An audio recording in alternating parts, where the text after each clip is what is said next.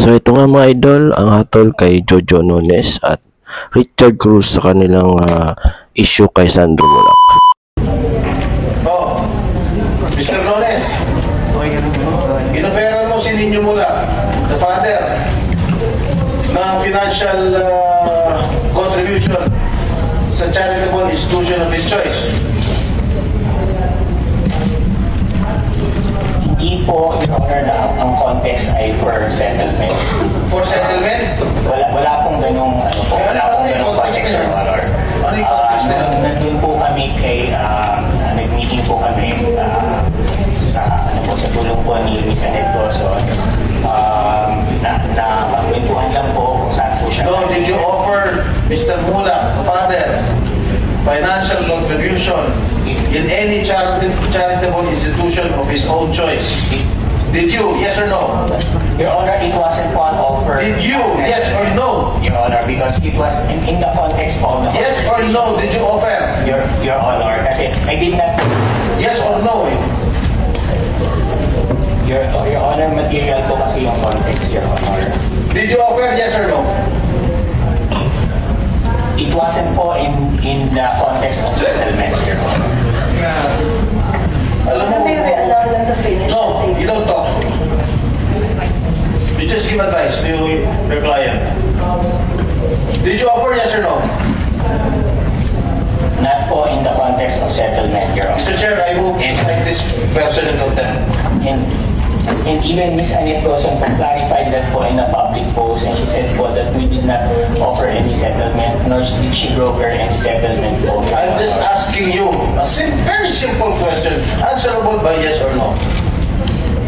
The answer po is no, Your Honor, because it did wasn't not offer. It wasn't po an offer. You did not offer, huh? You did not offer. It wasn't po an offer, Your Honor. Ano klase yun? Napag-usapan po siya, nadaanan po siya sa usapan, and then nagaling po siya sa charity event. So, napunta po doon yung conversation, Your Honor. Sinungaling ko dito. Scriptwriter to na. Sandro, and you still deny na wala kayong ginawang masama dito sa bata? Nakipagkwentuhan lang. Yes, Ninyo? Yes, Your Honor. I'd just like to, because the last hearing, the second hearing po, we were all under oath, and they said that they never offered any donation. They never offered me any donation of to a charitable institution of my choice. But Attorney Annette Dawson has proven that they did. Through an affidavit. Where is the affidavit? You have a copy? Oh, ito pala, nagsisinungaling na kayo. Yan. May affidavit na si Atty. Annette. With due respect, Your Honor, may we be allowed to read the affidavit, Your Honor? It's a right of my client to be confronted with all the evidence of the witnesses against them, Your Honor. Oh, sige. Paige, can we have the affidavit of Atty. Annette? Your Honor, the affidavit is being reproduced right now, Your Honor. Well, give them a copy.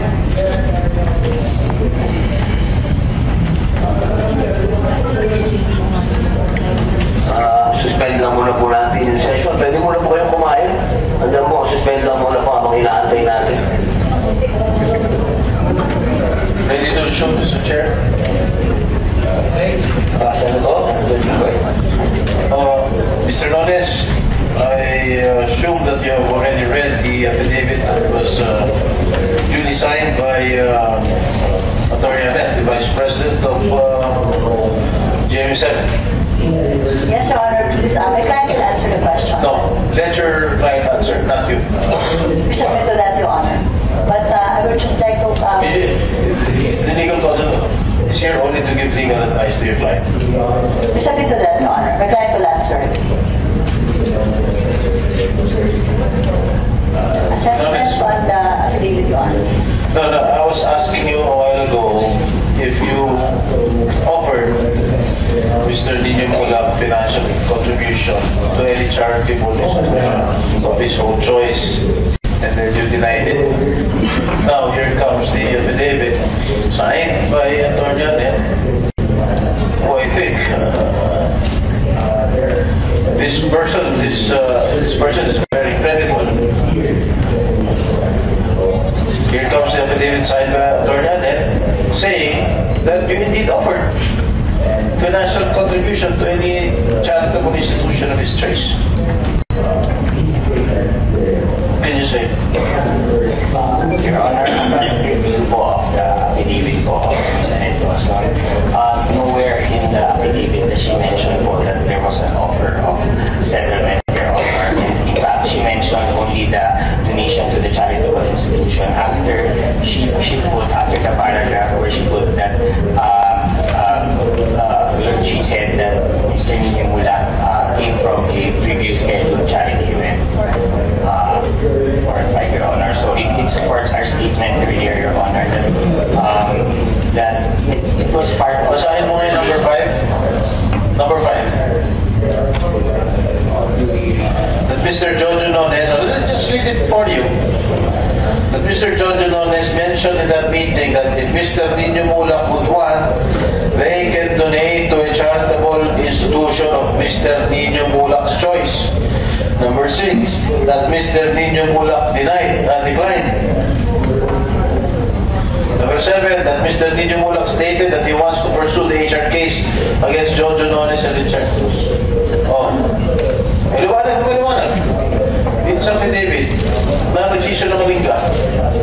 Hindi po, Your Honor, kasi context po is what you have po. Hindi ka nagsisinungaling. I was asking you, did you offer any financial contribution to any charitable institution? No offer po of settlement, Your Honor. I did not ask if it's a settlement or not.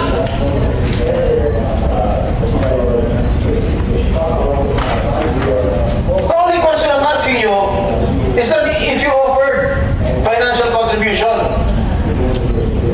I did not say it's a settlement. You're putting words into my mouth. Mr. Chair, I move that he decided in contempt. Mr. Jojo Nunes, naiintindahan niyo po ba yung motion na kayo po ay patawan ng contempt? Opo, Your Honor, pero with all due respect po, Your Honor, nag-explain Ano, sisumaling ka na eh. Alam mo, Jojo, alam mo, hindi kita kilala. Kahit matagal na ako sa showbiz, hindi kita kilala. Pero, huwag naman ganun. Ha? We are here trying to know the truth, ferret out the truth. Eh, patuloy ka nagsisinungaling dito sa amin. Talagang, isasad ka namin in contempt. Maliwanag na dito sa affidavit. Maliwanag na sinabi ni Sandro. May drugs pa involved. May sexual harassment na involved. Hindi lang ang sexual harassment eh. Assault eh. Dahil pinagsamantalahan niyo yung bata, pinag-take niyo ng drugs, tsaka niyo pinagsamantalahan. That is a, what do you call this, drug-induced sexual assault? Tama ba yung sinabi ko, attorney? FBI. Kawawa na yung bata. Pinag-drugs yun ha, kinalay niyo pa. NBI? Sir, Your Honor, good afternoon po. There was an allegation po na sniff po siya ng drugs before the alleged na mga abuso po. See, continue denying. Continue denying it. Oh, Mr. Jojo, Sergeant of Arms to Mr. Chair. sasagot po ba kayo? Iyan pa rin po ba ang sagot po ninyo? Yes po, Your Honor. Sumasagot po kami. These are allegations po. Mismo po si Attorney Canales po, sinabi niya po, allegations na po. We deny po the allegations. Po, there is a motion to cite Mr. Jojo Nunes in contempt. Without any objection, the motion is approved. So ordered. Meron pong motion para patawan si Jojo Nunes ng contempt dahil wala pong nag-object Pinag po ito at pinag-uutos. Sergeant at Arms. Bring him to the detention cell.